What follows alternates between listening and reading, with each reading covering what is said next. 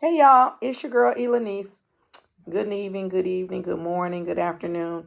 So I'm gonna answer a question today about my journey back to Jesus. Yes, I grew up in the church. Yes, I was in church as a child. I sang in the choir. I went to church all the time. I was one of those kids that we went to church Sunday morning, Sunday night, Tuesday, uh, Bible study, choir rehearsal, Friday night service. I was in church all the time, y'all. I was in church all the time. And then when I was a teenager, I think I was senior, junior, senior, in high school. Actually, I might have been like a sophomore in high school. I started questioning a lot of things. I had a lot of questions, and I wasn't getting a lot of answers that was satisfactory to me. And I remember I grew up in a Pentecostal church, and we were kind of like a what I would call a law and order kind of church.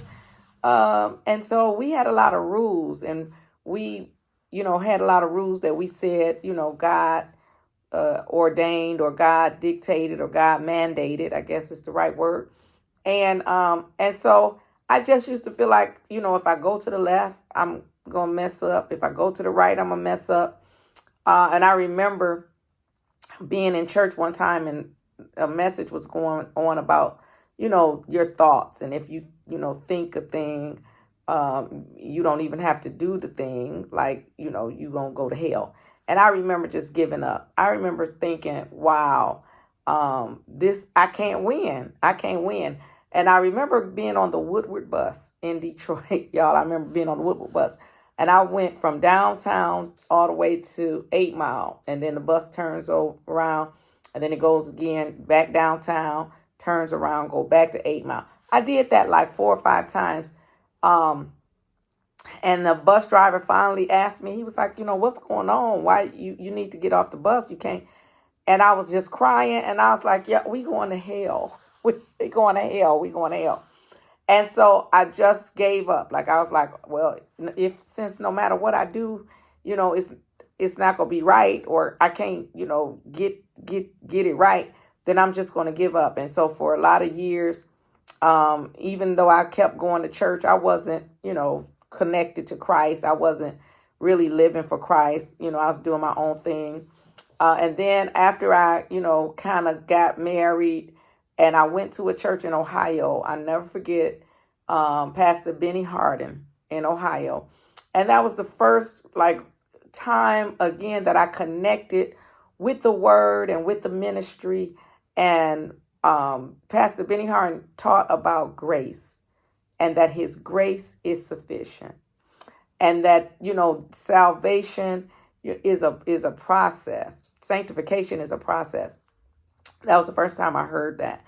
And then that God's grace covers, and God grace keeps us. And he did a series on grace, and taught what that means and how it impacts our Christian walk, and that we can only be perfect in Christ.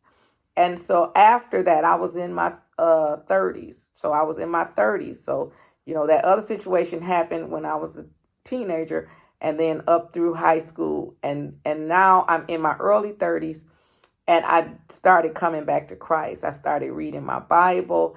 I started connecting back to Christ, I should say. I started, reading my Bible, studying the word, praying. And it's been, a 20 something now year journey of me back to Christ. So this is my journey back to Christ. Um, Knowing that his grace is sufficient, knowing that his grace covers and keeps, knowing that every morning I wake up with brand new mercy, knowing that there's no regimen that I have to go through. There's no checklist that I have to check off.